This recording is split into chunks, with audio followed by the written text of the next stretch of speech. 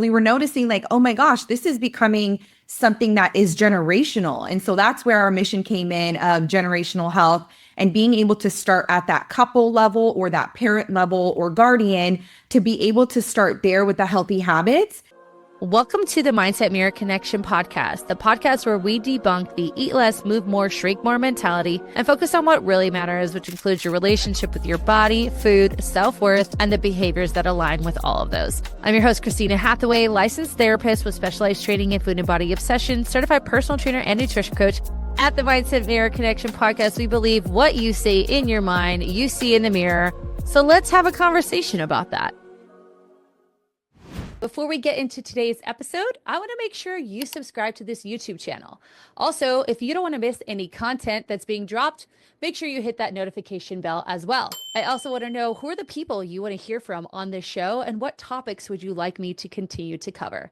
Thank you so much for your continued support. Now, let's get into the episode. What's up, guys? Welcome back to the Mindset Mirror Connection. I am so excited to have you here. I am going to be introducing you to a husband and wife duo like no other. Just such a beautiful couple. And before I intro them, just note that I did not plug in my microphone for this episode. Yeah, 200 episodes later, and we don't plug in microphones. So what you're hearing is from my AirPods. So I apologize for the low quality from this episode.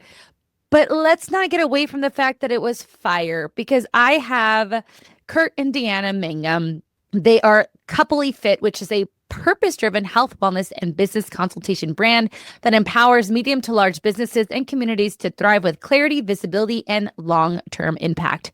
Founded by Kurt and Deanna Mangum II, Coupley Fit blends holistic health principles with executive level brand strategy. Their signature SWAN Method, sleep, water, activity, and nutrition fosters their commitment to another wonderful saying they have, which is generational health. As business consultants, content creators, and brand strategists, the Mangums combine their organic storytelling skills with results-driven consulting that transforms mid to large businesses.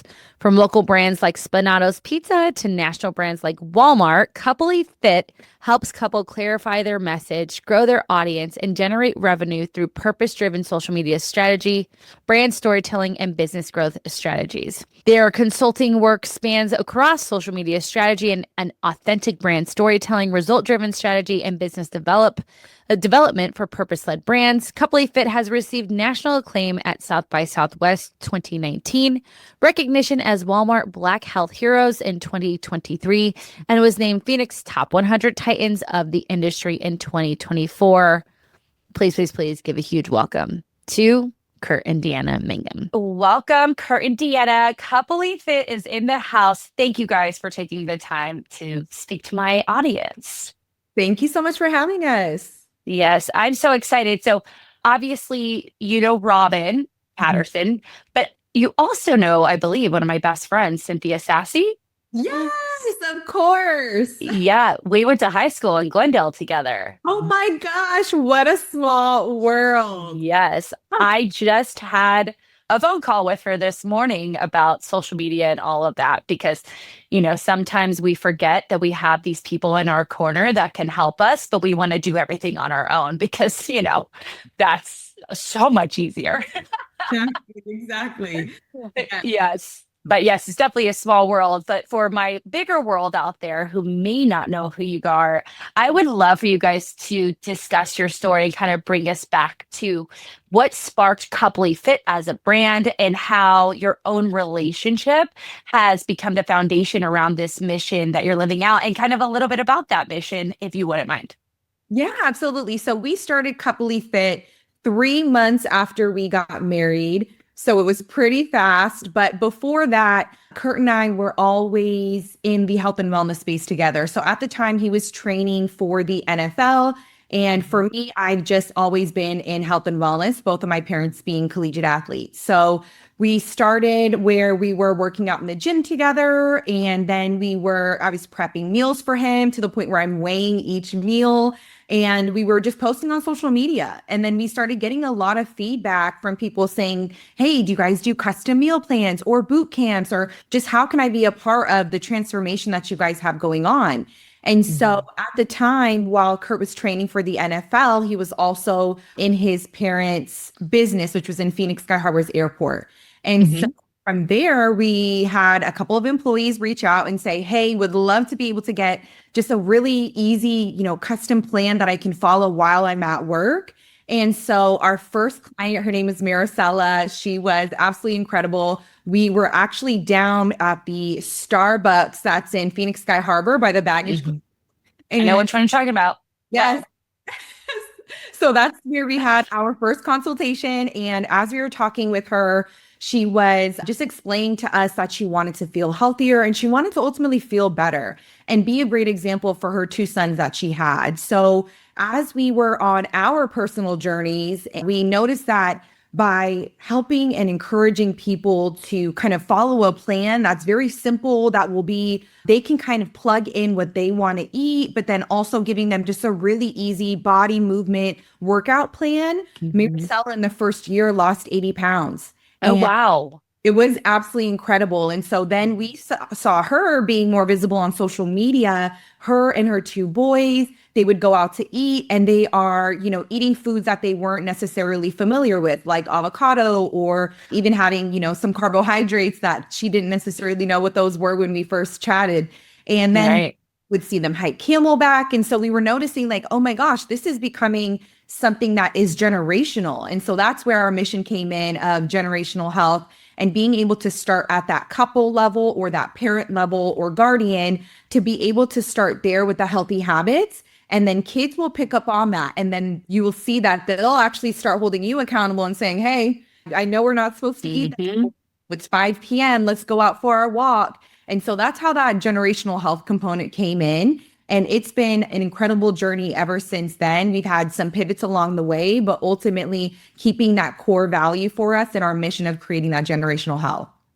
I absolutely love that. So I love the play on words because you think like generational wealth, right? I love that. And, as a marriage and family therapist, so the difference between like each of the different credentials are just kind of the approach. And as a MFT, we look at systems rather than one person being the issue. So we're looking at how everyone in the system plays off of each other in regards to emotions, right? Or communication, relational styles. And we know that with one change in the system towards a positive communication style, attachment, whatever that looks like, it will just naturally affect the entire system. And that's exactly what you guys have done without even realizing that you were just, finding the nucleus, if you will, the mother, and saying, hey, let's make these Exactly. changes with you. And then it just, spreads to the rest of the family. That's absolutely, I love that. I'm curious too, just, for my therapeutic mind, you're seeing, these changes in regards to health and wellness. Do you guys also see changes in these other areas, like the mental health aspects of things, when you are working with the entire family on the generational health piece? Yes, absolutely. So when we first started doing our boot camps, so we started Coupley Fit in 2016, and then we started having our boot camps around 2017, 2018. And so we were right over in Kiwanis Park in Tempe, Arizona. Yeah.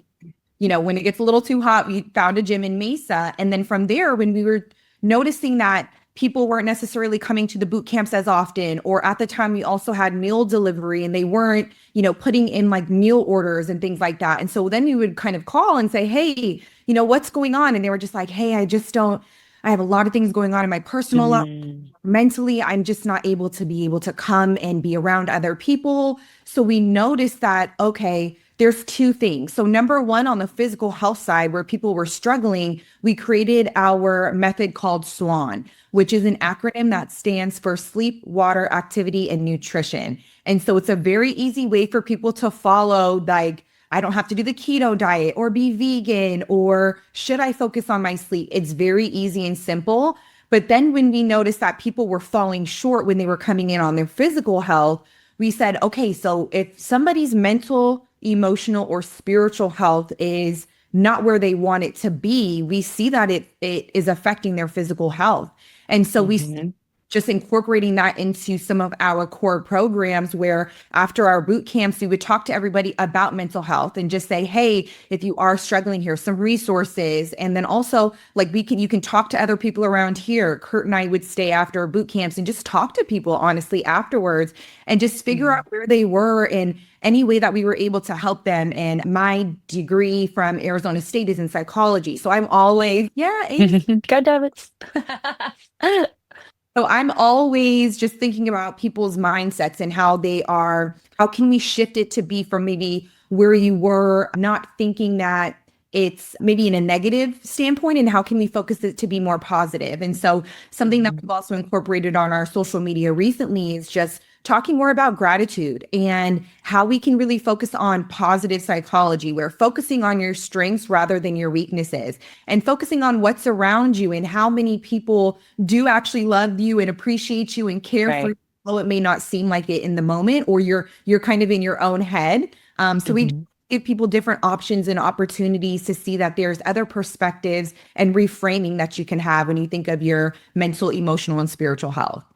Absolutely.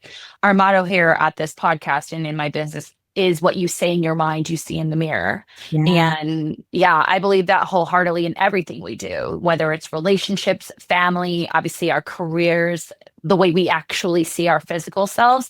And I love to hear that the two of you have created this business around all aspects of health. And more importantly, what I'm hearing is you make it very simple, because we tend to over explain and make it very difficult. Whereas in anyone's life, right, they already have enough stress, being a family, being parents, careers and all of that. And then you want to add, like you said, like a keto with all these rules and times to eat and intermittent fasting and everything. And you make everything very simple. And why I find that really helpful for the mental health piece is it creates something that can be consistent, which creates confidence in the self. That then, if we're then having conversations about mental health, you're saying, look at all these things you've already done, which helps them feel confident. Plus, and you add the gratitude on top of that, we're already in this attitude of like gratitude and appreciation for ourselves. And then you get just kind of, it's like a wildfire after that, after you're like teaching them, you can do these things for yourself, show up for yourself, keep it simple. And it's just, again, I'm just hearing all these wonderful things stack on each other, which is fantastic. And there's not a lot of this in this space. For me, sometimes I feel like I'm up against this monster because I'm so mindset first, because I truly do believe if we don't change that, it can be very difficult to stick to any promises or keep any promises to ourselves. So I love to hear you guys, as I say, are on my team. So talk to me about that. So we're having the conversations with the clients and then opening up the conversation after the boot camps. We have the SWAN method. Did we incorporate like a second part of that method that focuses more on the mental and emotional well-being? Yeah, great question. I would say a little less of the next step focusing on the mental well-being, but some of it was on the connection and accountability. So at this point, people would say, I didn't come in today, or you know what, I planned to work out, but just work got so busy. And so we really drove our two can do it philosophy of having that accountability. So now the partner, whether that's someone that you're dating, a spouse, girlfriend, boyfriend, they started to come in together, and it started to drive more engagement, more of that connection, more of that two can do it accountability, which was really a game changer. We now, it's kind of crazy, but we look back and people that were going to boot camps with us that were dating are now married with 2 or 3 kids. Like, amazing. I don't know, like there's a handful of, oh my gosh, you guys were dating and you were in boot camp and now you're married with kids. It's like crazy to see Coupley Fit couples. We like this, joke, right? But I just You're like the new Tinder. Man, it was crazy. But people really We're saying that literally seem like being deep for working out together and see if that's something that like you have in common that you can push through and like engage. Also, if you can see somebody in there, people typically only want you to see them at their very best. Instagram ready, right? Like, profile picture. When you're working out, it's like, I know, sometimes there's some ugly breathing going on. I'm making some while I'm working out, but it allows you to be so much more personal and connect on another level. And I thought that made a really big difference for a lot of the attendees. Oh, I absolutely love that because you're right. Being able to share just being able to share health and wellness is a huge thing. I know that was something that attracted me to my husband, but there's so much more to it that people don't realize. The cheering each other on when it looks like you want to drop the weights, but then you, with that encouragement, push through, and the translation to what that looks like in real life. I'm sure, we've all gone through things. My dad is very sick right now, and my husband has been my absolute rock. And, a lot of the what's the word I'm looking for? Characteristics of someone who couples especially that go through that together, I can see how that can make them so much stronger. And, having that ability to cheer each other in the gym can translate to cheering each other throughout our lives, and or seeing the other person struggle and just being there to be their spotter for life, if you will. I love that so much. That makes me a little emotional. I think that's fantastic. And it's true though, just even from, the logistics, like when he and I are doing something together, it makes it that much easier, because we don't have to. I think a lot of people feel like they have to cook a separate meal for their partner, or, oh, my husband wanted to bring pizza home, so I just, gave in, even though we, allow the pizza. But, the concept is if I don't have control, or I have to have this totally separate life from my partner, and when we can integrate it together, it makes things so much easier just from a logistical standpoint. And success rate is probably higher, I'm guessing, for you guys. You know what drives my clients absolutely crazy is they're eating clean and doing all the workouts, but they don't see the weight budge. Their sleep is all over the place. Their hormones are through the roof, and they feel like they're going crazy. Yeah, it's frustrating because 9 out of 10 times it's something hormone related that no one's looking at. It's perimenopause, menopause. Our biology internally has shifted, but no one's changing the strategy as far as approach. What if perimenopause support included like therapeutic guidance, nutrition, exercise, and hormonal support all in one place? Seriously, it would be great if you didn't have to track down like 10 different experts just to feel like yourself again. That's why I created the Mindset of Menopause and have partnered with Dr. Jordan Trapp to create a comprehensive plan to your hormonal health. Together, we are making medical insight meet emotional strategy. So your symptoms make sense, your plan actually works, and your power comes back online. This isn't just support. This is your comeback season. Click below for more information. Much higher. Much higher.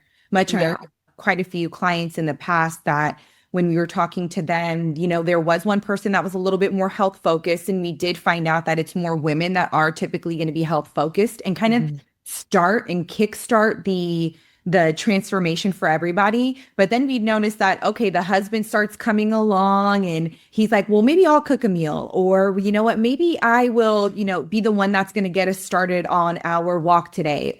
And we just noticed that they were communicating more, that they would go even on one of our big keys is date nights too. And so they would start going on date nights more and just having more of that connection and intimate time, which is so crucial when you're talking about not only being in a relationship, but in a marriage. And then also if you are parents, we're not parents at this time, but we have many friends that are, and just seeing how you can get lost. And next thing you know, 2, 3, 4, however many months go by. And it's like, when did we have that time for ourselves? So we always want to make sure that couples do that and are engaging in that reconnection piece, because it's so critical. But if you're on the health and wellness journey together, you can be each other's cheerleaders, you can motivate each other. And then again, going back to that connection piece, it's something that you're doing together. So it doesn't feel like there's one person that's just off. Like you said, they're eating pizza and I'm over here just trying to eat my kale salad. Oh, yeah. Right. Hating life. Exactly. So it's like, you know what, let's maybe even just, if you're starting off, you take a piece of pizza, I give you half of my kale salad, right? Like just to get it started, right? It doesn't always have to be perfect in the beginning. And I think that's how we can get lost sometimes. It's just about small steps. And when going back to our SWAN philosophy, we say it's one SWAN change. So that's play off the one small change, but on those 4 components and just make a little adjustment every day and do it together, you're going to see incredible results and ultimately feel better. Absolutely. You bring up something I talk about often on the podcast is like the hierarchy that what society kind of tells us what the hierarchy of like, oh, a high quality of life is and where it starts. Now, obviously, if you are spiritual, God is at the top and then the self.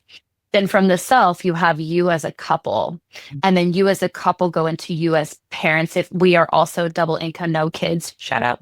So, but you as parents and then your children. But what happens? Society goes like this and flips it upside down. And, that can cause a whole slew of issues if we're not taking care of like our spiritual connection to our higher power and then our connection to ourselves first. And then us as a couple, not as parents. And I love that. I mean, every time you say something, I'm like, yes, yes, yes, this is so good. Just the well-roundedness of what you guys have been able to create. I am curious about your own experiences, especially as a male and female duo and having obviously, being in a marriage and having that intimate connection and being in this space. I'm curious of how you guys have been able to, if we think of society and what we see for men, men's fitness is strength and, being big and being strong. And for women, it's more aesthetics and beauty. And I'm curious how that has shown up in your own experiences, how it's shown up in your relationship, and like how you've been able to learn from each other and seeing how the others, realm of fitness has been portrayed in like social media and things like that. Like, how has that experience been for you? Yes, it's a great question. I think what's really interesting too is that there's been a really big shift just industry-wide in fitness and wellness where more and more women are doing strength training. They are lifting free weights. Like it isn't just about like, oh, I just did this today, right? I didn't lift any weights. It was like this idea of what's portrayed. And for me personally, there's actually like a little bit of an opposite or a shift because I have to focus on nutrition the most. Like working out isn't a problem for me. It's me eating clean, really focus on nutrition, and Deanna helps me out tremendously with that. But then also with working out, people will probably be shocked that a lot of times we're doing the same workout, but different weights because she enjoys strength training as well. So I think kind of breaking some of those misnomers or the idea that you have to fit into this box of this training looks like, I think that's it's completely out of what is required for someone on their journey. Like do what's best for you and what you enjoy, not what society's telling you needs to be your path. Absolutely. I am a big supporter of, lifting heavy shit, as they say, especially for us women, especially for women over 40 like myself. It's so incredibly important. But Deanna, were you going to say something? Yeah. So just to add to what you were mentioning before with women and the beauty standard, and then obviously now with social media, the amplification of seeing maybe a certain body type that you can aspire to have or even want.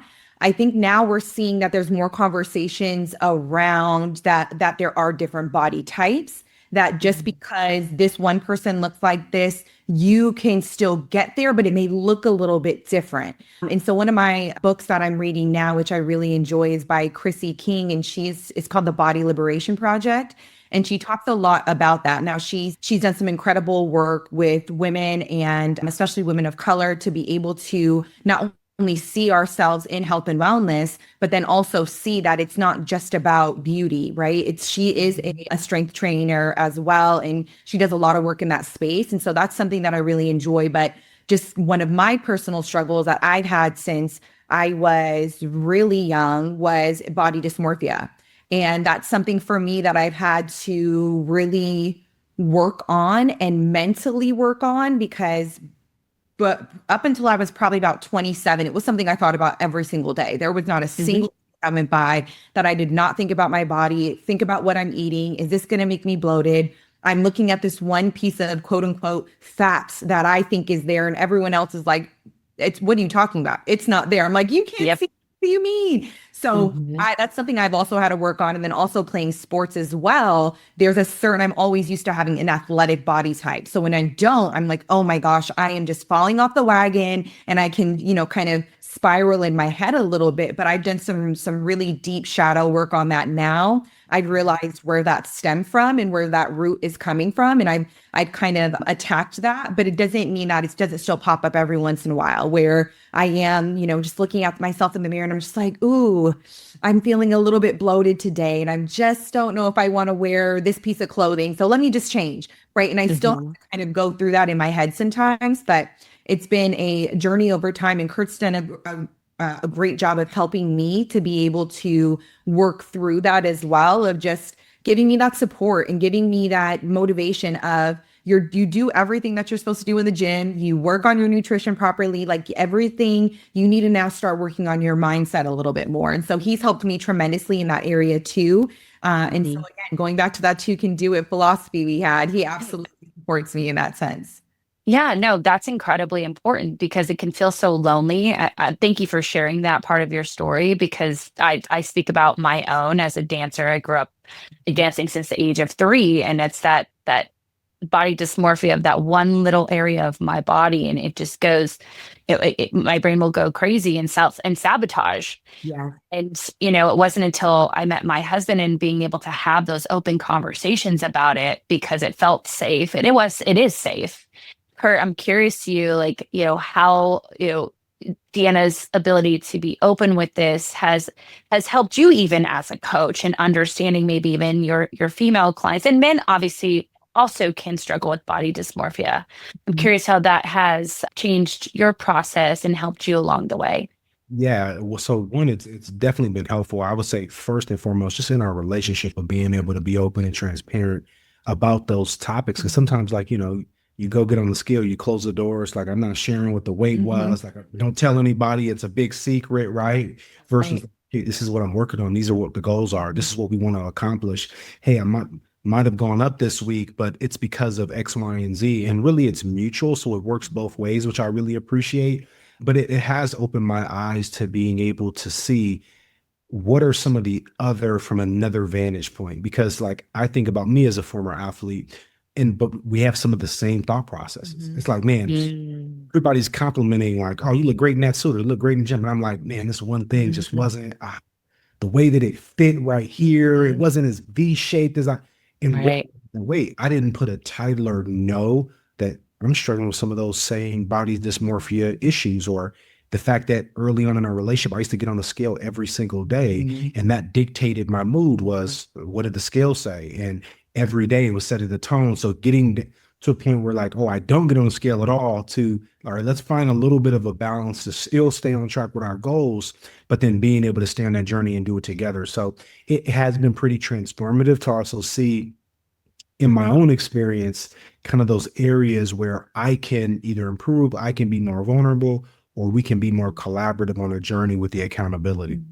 Yeah, I absolutely love that. And you do shed, again, light on the fact that it goes both ways. For Deanna being vulnerable with you, sharing her thoughts, and you realize, oh, wait, I connect with that too. And then being able to create space.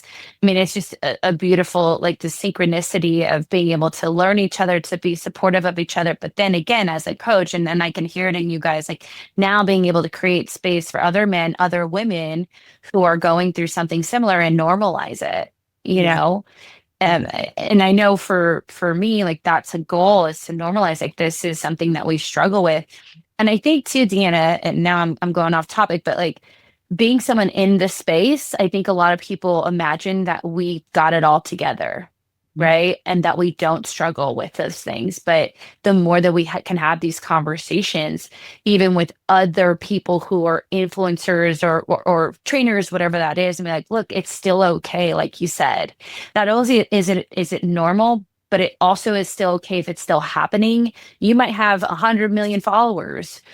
I don't know if does someone have 100 million followers? But like one of the Jenners. Yeah. But you know what I mean? And still, it's okay if you struggle with that. Yes. That's wonderful.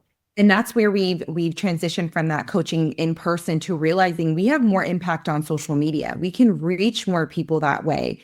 And so that's what we do not only on our Coupley Fit page, but then also our personal pages as well, is just talk about our journeys and talk about how, where we started and where we are today, and how it's a journey, right? Like, it's not going to be something that's going to happen overnight and that, oh, I'm just going to all of a sudden not have body dysmorphia and not think these thoughts. No, you're going to, and that's okay if you do. There's somebody else out there that's looking to hear that from you, or looking to hear just a little bit of normalcy, like you said, where it's, I'm not alone. Because like you said, it's very lonely when you're going through something like this. And then if you're constantly in your head, that's where we start talking about having that difficulty with mental health and that true struggle where you feel like you can't talk to anybody, but then you realize when you get the courage to say something and actually post it too, for everyone to kind of just judge you on a little bit, that actually people are rooting you for you. And they're saying like, Yes. oh, helped me so much, and even inspired me to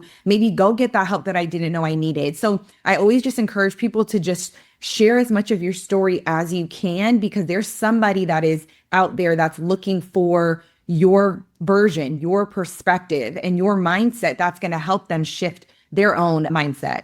I think that's also true. I love what you just said, but I think that's also true for women of color. I'm Hispanic, and I know you've talked about, the book again. What was The Body Liberation Project by Christina. Yeah. I will definitely purchase and tag that in the show notes. Being able to even have those conversations as women of color, because I know for me, and it's interesting, as you were talking about that book, I was thinking about, I'm half Spanish, half Italian, and my culture is very curvy, and like we love food, and food is family and wine and all the things. And because of that very wonderful culture, no one talked to me about body dysmorphia or anything like that, because no one really struggled, because they were just living their lives and doing their thing. And that's wonderful. I somehow, I think it was dance, really got into this headspace, and being able to talk to other women like me has been helpful. I'm curious about that part of your journey, even being able to share that as a woman of color and obviously a leader, how that's, have you had any feedback from other women that's been the first time that maybe someone has talked about like body dysmorphia with them? Yes, absolutely. And interesting enough, going back to some of our first clients who were Latinx, they were talking to us about, what is a carbohydrate? I don't know what that is. And then when they started losing weight, their family members were looking at them like, what's wrong with you? Are you sick? Listen, Are you sick? Mija, you're too skinny. Exactly. You're the same also in the Black culture as well. It's like, oh, you're getting a little bit too, are you eating? And some people would even ask me to Kurt, like, are you feeding him? Because he's looking a little lean, right? And so we used to have just some people coming along that way, but then also just being a leader in this space too, is just realizing that there's more people out there that are looking for this message than that aren't. And I feel like that sometimes can be what stops us from not sharing that message, is thinking like, well, who's going to listen to me? Or is anyone else actually going through this? And being able to talk about it, especially as a woman of color, has allowed more women to be able to express themselves and say, oh my gosh, culturally, this is what I'm going through. But then I realized like there is an intersection, and there is a way to incorporate both so that I can still be healthy and eat healthy foods and do what I need to do in order for me to have a sustainable life, and still incorporate my culture in there as well. And so that's something even Kurt and I have been talking about recently too, is just like, what are some ways that we can have our cultural foods that are so homey to us, right? And just to spin on it to make it a little bit healthier, whether it's portion control, whether it's turning our fried chicken into grilled chicken, right? Like, what are some ways that we can just make that a little bit healthier, but still keep the essence of our culture? Yeah, no, absolutely. I love that. We do that in my family. I've now trained my mother to make the small changes, especially with my dad, because so my dad has stage 4 cancer right now. He's doing actually incredibly well for his diagnosis. But of course, he wants the comfort food and all the things. So I come in as the youngest daughter and I'm checking his foods. And now my mom and I are working together to do that exact thing, to make his comfort foods taste good. But obviously, we need to take care of his body right now. So I love that you do that. That's amazing. So, Kurt, I was going to ask you a question. Again, a little off topic. I know you had mentioned, being an athlete and some of the struggles you've had. I am curious if you would share a little bit about post-athletic struggles from a mental health perspective, because I know that's something I've always been interested in. I mean, I cheered in college, danced in college, but like that was about it, and then I went on and went to my schooling. But I know that it can become such an identity shift. I'm just curious if you could touch on that real quick. It's a great question, and it is a pretty big identity shift. I would say that one of the things that's so tough, and it's happening now too. But when I was playing, and you go in high school, and it's like, okay, the goal is to get to college. My goal is to get a full ride and get a scholarship. Okay, I'm at University of Washington, and then I'm getting my master's. And now the plan or the goal when you're playing Division I or even playing at a high level, the goal now is if you're a starter or if you like are playing at that level, it's to get to the NFL. It's like to be the best team or best in my conference, but then get to the NFL. So that now becomes the next goal once you get there, right? Mm-hmm. And what happens is that you're chasing that goal, and now only like 0.01% even did a chance. But now to really do it, you hear people say sometimes like, you can't have a plan B because that distracts you from plan A. Mm-hmm. I understand that approach because you're going all in, right? And I think a lot of people, when you have that approach, your chances of succeeding are higher. But the downside of that is someone like myself, you have an injury, you tear a hamstring on your pro day in front of 13 NFL teams, you chase for a couple of years and still try to get back into the pros, but the window passes. And then now you struggle with your identity because it's, who am I? Yes, and I didn't identify myself as just an athlete because I was a great student and I knew I would want to do out things in business, but I still was like, wait, I wasn't ready yet. Right. I wasn't ready for plan B, business and corporate or life. Mm-hmm. And I was like, oh, I'm gonna have a couple $1 million and be an NFL player, and then decide what I want to do, and like it's this dream. But then reality hits, right? And so I would say that it is pretty tough. I do a lot of mentorship and work with athletes and former athletes now. And I think that the more that you can have a plan B, that is something else that you enjoy and are passionate about. So like for me, I knew it was going to be business, but I didn't know exactly what. And so figuring out, obviously, the business we have together, being in health and wellness, like that was something that ignited the same type of passion I had about sport and football and working out and training, because it was a part of my everyday life and my routine and my habits. So kind of a long answer to your question, but it took time. It took years. I couldn't even watch football for a few years. I couldn't even watch it. Like, Wow. in school, but like I couldn't even watch, to the point where I could like root for my team because I felt like I should be playing. And just to add into it, I had two of my high school teammates that I played high school ball with. One got drafted number 3 overall. The other one got drafted late in the draft, but it was like Kurt and his 2 other teammates are going to get drafted this week, and I didn't get drafted. So there's this like, almost, but you didn't achieve that goal and dream. So it's something that was unchecked on the boxes, but I had to appreciate, and Deanna helped me a lot with like, look at all the things you did accomplish that like you kind of gloss over because it was that one thing you didn't accomplish. Yeah, no, I definitely, I thank you for sharing that. And I can, just for me, and it's a silly goal, but like even pro teams, like trying out and like not making out. I'm like, that's the one thing I wasn't able to do. But I love that idea. So you said something that I've actually struggled with, is this plan B idea, because I have gone all in on this business because I absolutely love what I'm doing and it ignites me every day. I know that it's the right work, but with social media, and this conversation I had with Cynthia this morning was on that. It's like, I have always been in that mindset of like, no, don't think of anything else. Like, no other noise, just focus on this. When I know I can go back to the therapy world, I can open a practice, like that is perfectly acceptable if this doesn't work out. So thank you for giving me permission to think that way, because I was like, no, don't think like, it was like, you're not manifesting if you're thinking about this other thing. So thank you. And I would say too, no, we appreciate it. And I think we always talk about our goal is to be able to be a blessing and, teach what we've been taught by living what we've learned so other people can taste and see that the Lord is good. And so it may not be the exact path or vehicle that you thought, but if the manifestation is I'm impacting millions of lives or I'm helping this many people, the vehicle may be a bus, it may be a boat, it may be a podcast, right? And so it's sometimes less about the vehicle and more about the mission and exactly what you're doing. Love that so much. You opened the door. I want to talk a little bit more about faith because faith has saved my life. And it's so interesting. I know when I become less connected, life feels so hard. It feels so hard. It feels so alone. And sometimes I'm almost resistant to coming back. I don't know why. That's, with everything going on with my dad and stuff, I'll have this resistance. But I know once I come back to my routine, what I mean by coming back is like my routine.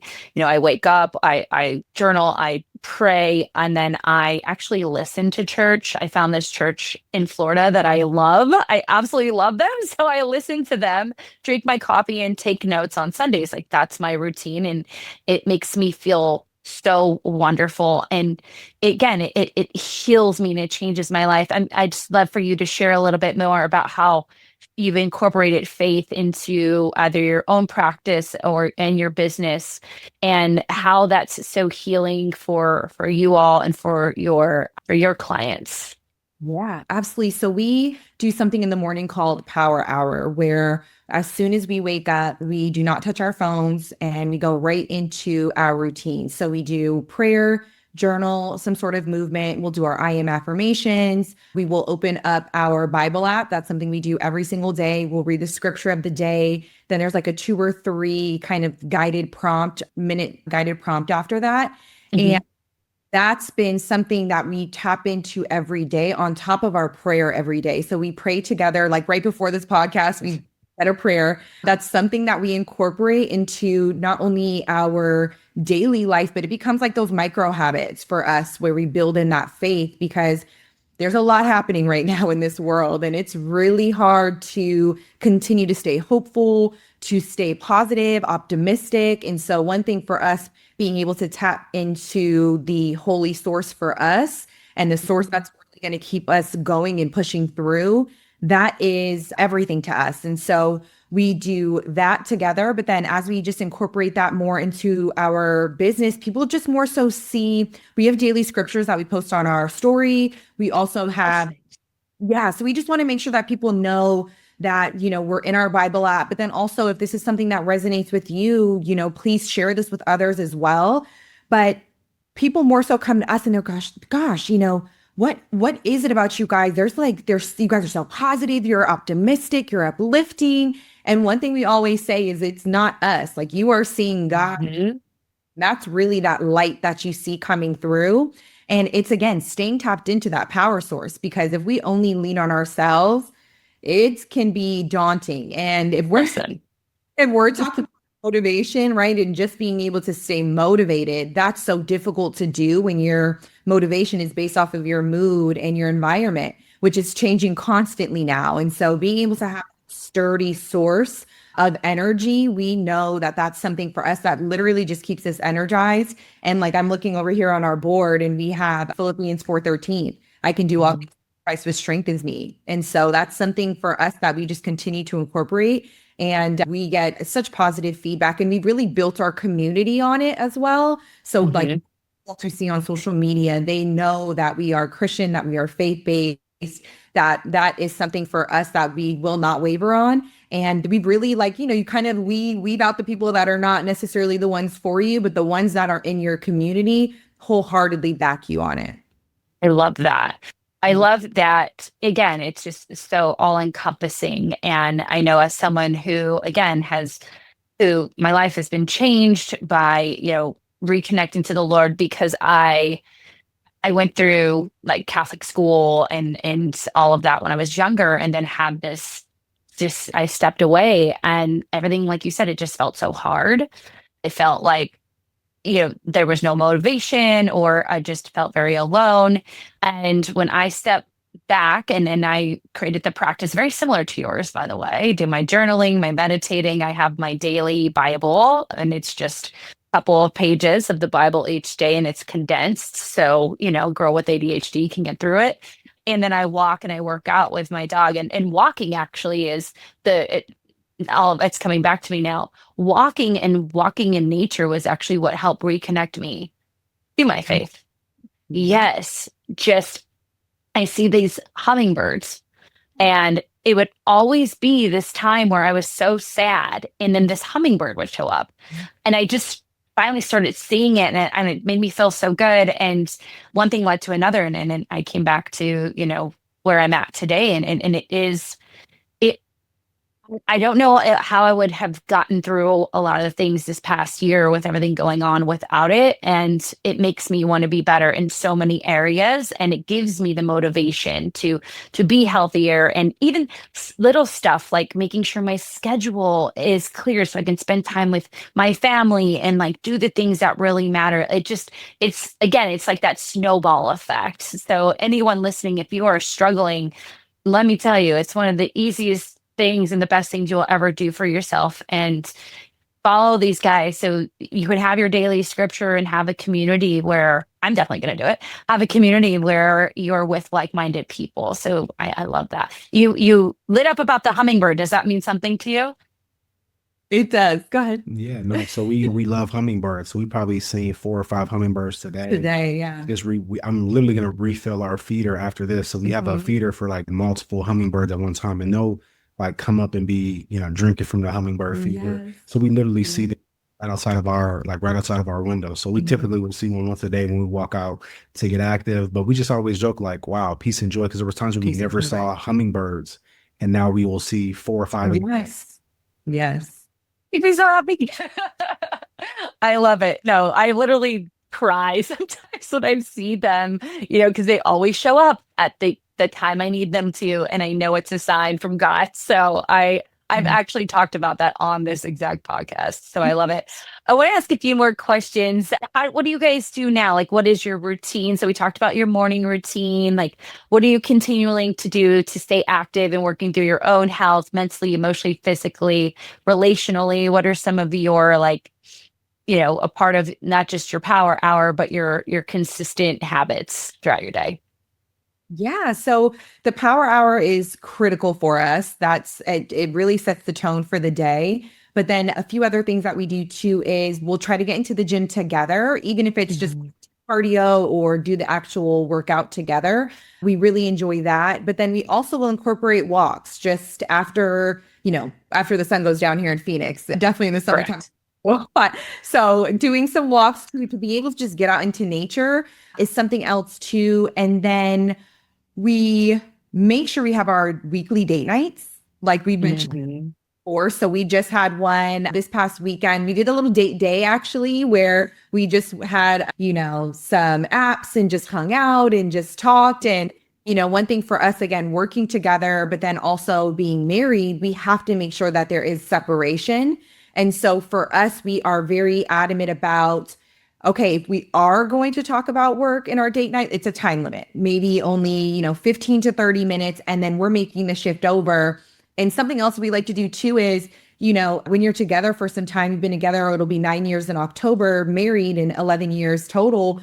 It's not that you run out of things to talk about, but it's just like, how can I keep challenging you or challenging myself? So we'll go on Pinterest and I'll just type in like, hey, what are some, whether it's like reconnecting questions that you can ask your spouse, and we'll be eating and I'll ask him a question, he'll ask me a question, and it dialogue of just, oh my gosh, I didn't know that either about you or I knew this, but now that you've evolved and there's a new version of yourself now, you feel maybe differently about it or have a different viewpoint. And so you're constantly learning about each other when you're able to do that too and have that reconnection piece.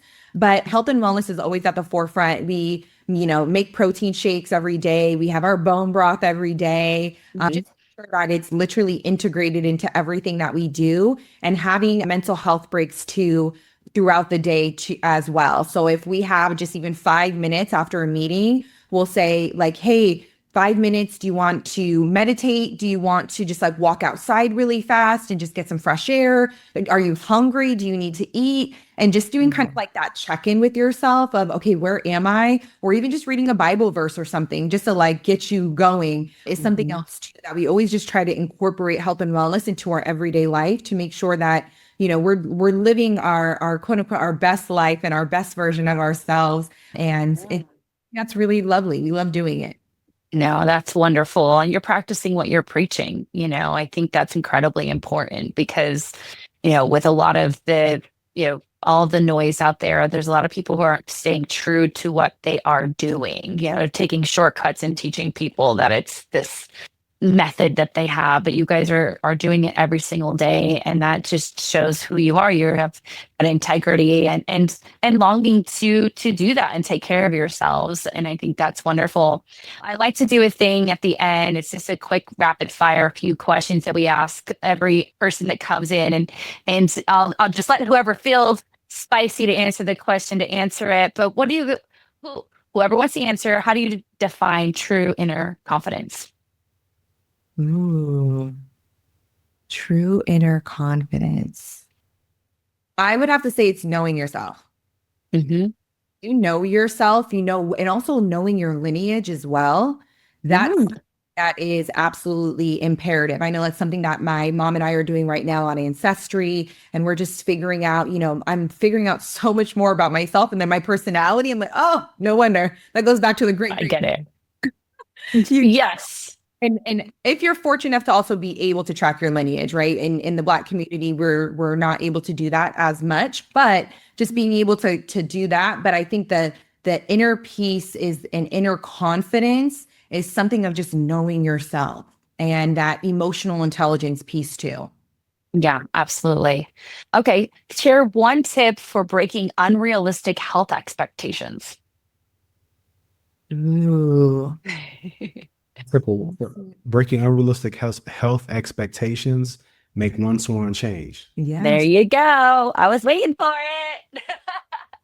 I call them minimums or your floor. Like we have a floor, we have a ceiling when it comes to health too, because sometimes we can overdo it. So your floor is look at your worst week. Your kids are homesick. You have a deadline. Your husband's out, you know, on work, and the dog's throwing up something green. What do you know you can absolutely do? Yes. And that's your floor. And we can wash, rinse, and repeat that. And anything over that is just extra. And we love extra, right? What is one book or resource that has greatly influenced your approach to health and wellness? Ooh. It might be Chrissy. Yeah, I mean, the Body Liberation Project with Chrissy King has been critical for me, and also it coming from a woman of color and she's talking about body positivity, that's definitely been crucial. And then obviously the Bible. We always are looking at the Bible for health and wellness, and me too. And that even goes back to like our two can do it approach is also stemming from the Bible, where God would never send one person, a disciple specifically out by themselves. He'd always send two, because if you're by yourself, it's easy to just get off track and forget what your vision and your journey is. But if there's two people, you have that accountability piece. So that even you can do it approach stems from the Bible. Love it. Love it. Love it. Perfect. Well, please share with my audience where they can follow you. I know that they need to follow you because everything that you've said here, I just absolutely love. So please share anywhere, anything that you also are promoting at this time. Yeah, so you can follow us on social media at Coupley Fit, CoupleyFit. We also have new episodes on our podcast called the Coupley Fit Podcast. We talk all things health, marriage, and mindset, and you can find that on social media as well as YouTube, and then our personal pages as well of our personal journeys. Kurt is Kurt, Kurt, Mangum, Mangum 2. And yeah, and mine's Deanna, Deanna, period, Mangum, Mangum. Love it. Everyone give them a follow immediately. Thank you both. This just is so wonderful. And again, I love just connecting with people who are like-minded, who see health and wellness from a similar lens. And it's just so wonderful to see this beautiful couple, spreading this word to all the people that get to interact with you. So thank you so much for joining us today. Thank you so much. And we are so proud of you and the work that you're doing. You are touching so many people's lives. And so we're so grateful to be on your podcast. Thank you so much. Thank you guys for listening. Please, please, please share this with whomever. Share it with your entire family because they probably need to hear it. If you guys haven't already, please make sure to give us a follow or subscribe to our YouTube channel wherever you're watching our beautiful faces. And I am going to leave you this same way I do every single week, reminding you that what you say in your mind, you see in the mirror. Bye.